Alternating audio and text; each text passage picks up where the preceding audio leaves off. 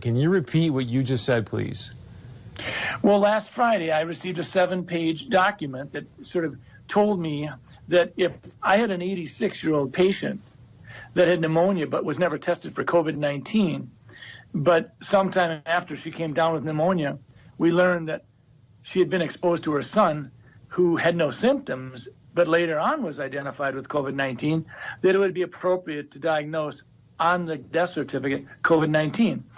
Now, we've not done that. If someone has the pneumonia after, and it's in the middle of a flu epidemic, and I don't have a test on influenza, I don't diagnose influenza on the death certificate. I will say this elderly patient died of pneumonia. I don't mean to interrupt you, but my heart is sinking right now as you're telling me this. You're a doctor.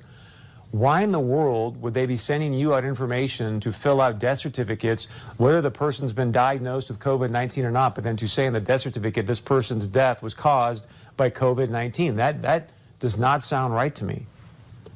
I went to the person in our office who does most of the death certificates over the last 10, 20 years, and I said, does this sound right? I had her look at the documents that I'd printed off, and she said, well, we've always been told that you always put down just facts. You don't put down any probabilities. You don't put any presumptions down. It's just what you know. And so this is concerning, and it actually gets to your point, Chris. When we start talking about the data that goes into the modeling, we have to ask ourselves a question. Are we being forthright? Are we sharing with the public? Minnesota, North Dakota, we don't need to be having it sugar-coated. We want to know what's going into your modeling.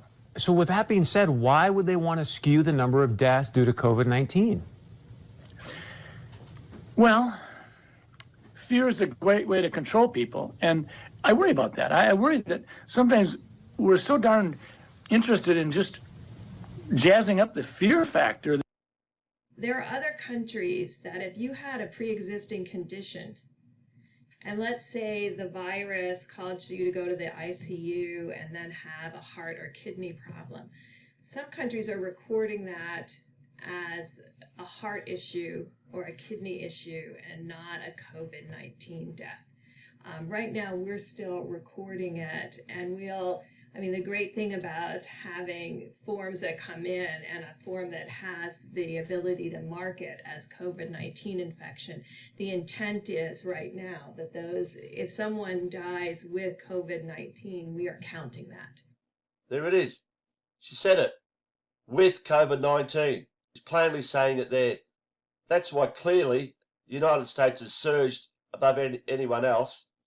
Like I said, these figures are fudged anyway, but they have surged to the top and are still surging, as she explained, because anyone with COVID-19 is being recorded. The Fed government is classifying the deaths of patients infected with the COVID-19 deaths, regardless of any underlying health issues that could have contributed to the loss of someone's life.